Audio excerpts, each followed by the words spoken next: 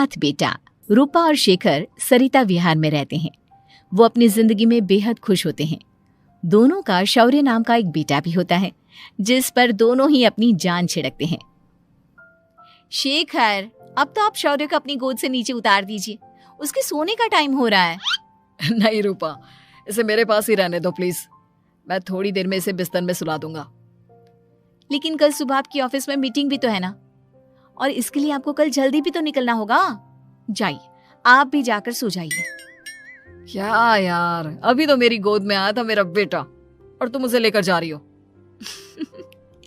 बाद में कर लेना अपने बेटे से प्यार, अभी जाकर सो जाइए। रूपा शेखर से शौर्य को ले रही होती है कि तभी शौर्य रोने लगता है।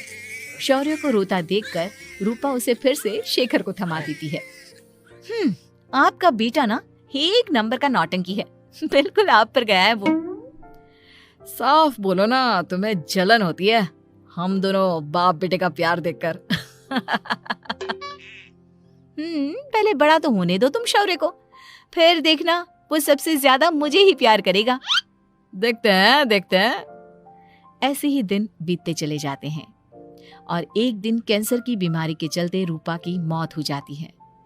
अब शौर्य 3 साल का हो चुका होता है, जिसके कारण उसकी दादी शेखर पर दूसरी शादी का दबाव बनाने लगती है। शेखर, शौर्य अभी बहुत छोटा है और उसे इस समय एक माँ के प्यार की बहुत जरूरत है। माँ, मुझे दूसरी शादी नहीं करनी। क्या पता जो दूसरी औरत आएगी वो मेरे बेटे को एक माँ का प्यार दे या ना दे।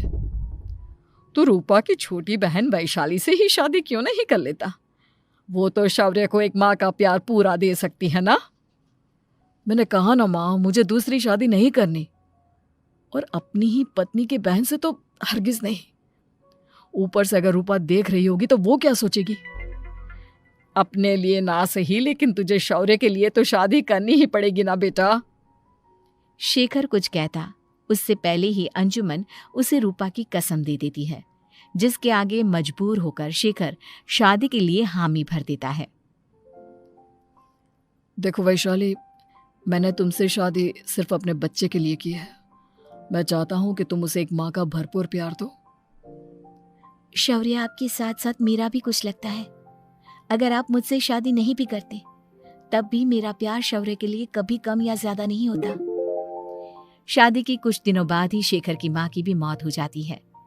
वैशाली शौर्य को एक माँ से भी बढ़कर प्यार देती है। शौर्य को लेकर वैशाली का यूं निस्वार्थ प्यार देखकर शेखर को भी उससे प्यार हो जाता है और कुछ सालों बाद शेखर और वैशाली का भी लड़का हो जाता है। लेकिन इसके बाद वैशाली का शौर्य को लेकर बर्ताव बदलने लगता है। वैशाली, मैं देख रहा हूँ तुम आजकल शौर्य का जरा भी ध्यान नहीं रख रही हो। मुझे पता नहीं था कि आदित्य के होने के बाद तुम इतना बदल जाओगी। आदित्य मेरा अपना सगा खून है और शौर्य दीदी का, फिर मैं दोनों में अंतर कैसे नहीं करूं? माँ भले ही दोनों के अलग अलग है, लेकिन पिता तो एक है ना। अगर मुझे पहले पता होता कि तुम इतनी जल्दी बदल जाओगी तो मैं कभी तुमसे शादी ही नहीं करता। हाँ, तो किसने कहा था आपसे मुझसे शादी करने के लिए? मैं थोड़ी ना आई थी आपके पास, आपकी माँ ही आई थी मेरे घर आपका रिश्ता लेकर। वैशाली, मुझे तुमसे ऐसी उम्मीद नहीं थी। गुस्से में शेखर अपना पैर पटकता हुआ शौर्य को वहां से लेकर चला जाता है। पापा, मम्मा मुझसे प्यार क्यों नहीं करती? क्या मैं उनका सगा बेटा नहीं हूँ इसलिए मुझसे प्यार नहीं करती? मम्मा नहीं करती तो क्या हुआ बेटा, पापा तो करते हैं ना आपसे प्यार। कुछ दिनों के बाद, आज तुझे खाना पीना कुछ नहीं मिलेगा, चल चुपचाप से अपने रूम में जाकर सो जा। माँ, अब भाई को खाना क्यों नहीं दे रही हो? बेटा तू आराम से खाना खा, इस नालायक की चिंता मत कर। एक दिन खाना नहीं खाएगा तो मर नहीं जाएगा ये। अगर भैया नहीं खाएंगे तो मैं भी नहीं खाऊंगा। तू अपने भाई का भक्त क्यों बन रहा है? ये तेरा सौतेला भाई है, सगा नहीं जो तू लक्ष्मण बन रहा है। माँ, आपको इतना भी नहीं मालूम? श्री राम और लक्ष्मण सगे भाई नहीं थे। श्री राम माता कौशल्या और लक्ष्मण माता सुमित्रा की कोख से जन्मे थे। दोनों के सिर्फ पिता एक थे लेकिन माँ अलग थी। मुझे ज्यादा ज्ञान देने की जरूरत नहीं है। ये सतयुग और त्रेता युग नहीं है, समझे? आया बड़ा भाई का चमचा। इतना कहकर वैशाली वहां से चली जाती है। जिसके कुछ टाइम बाद शिखर वहां आता है और आदित्य उसे सारी बात बताता है। मुझे माफ कर दो शौर्य, तुम्हारी माँ के जाने के बाद मुझे दूसरी शादी का फैसला करना ही नहीं चाहिए था। अगर मैं दूसरी शादी नहीं करता तो शायद आज तुम्हारी ये हालत ना होती। नहीं पापा, अगर आप शादी नहीं करते तो मुझे आदित्य जैसा छोटा भाई कभी नहीं मिलता। थैंक यू मुझे इतना अच्छा भाई देने के लिए। तुम दोनों हमेशा ऐसे ही साथ रहना, फिर कोई भी तुम दोनों का कुछ नहीं बिगाड़ पाएगा। चलो मैं तुम दोनों को आइसक्रीम खिला कर लाता हूँ, बहुत भूख लग रही है ना। शिखर शौर्य और आदित्य को आइसक्रीम दिलाने लेकर जाता है। वो दोनों को पार्क में खड़ा करके आइसक्रीम लेने जा ही रहा होता है, तभी तेज रफ्तार से आती हुई एक गाड़ी उसे कुचल देती है और उसी पल शेखर की मौत हो जाती है, जिसके बाद शौर्य की जिंदगी नर्क से भी बदतर हो जाती है। सुन रे चिरकुट, इस घर के किसी भी सामान को मेरी मर्जी के बगैर हाथ मत लगाना। इन सब पर अब तेरा कोई हक नहीं है, समझा? ठीक है माँ, मैं आपकी इजाजत के बगैर किसी चीज को हाथ नहीं लगाऊंगा। चल जाकर अब पूरे घर की सफाई कर। महज 7 साल का शौर्य वैशाली के कहने पर अपने नन्हे नन्हे हाथों से पूरे घर की सफाई करने लगता है। ऐसे ही दिन बीतने लगते हैं, लेकिन मासी से माँ बनी वैशाली को उस मासूम से बच्चे पर जरा भी तरस नहीं आता। क्यों शौर्य, ये घर में इतनी गंदगी कैसे हो रही है? ढंग से सफाई नहीं की है क्या तूने? माँ मैंने तो अच्छे से सफाई की थी, लेकिन आदित्य बार बार इधर उधर चलकर गंदा कर देता है। अच्छा, खुद से एक काम ढंग से नहीं होता और अपनी गलतियों का जिम्मेदार मेरे बेटे को ठहराता है। इतना कहकर वैशाली बांस का डंडा उठाकर शौर्य को जोर जोर से मारने लगती है।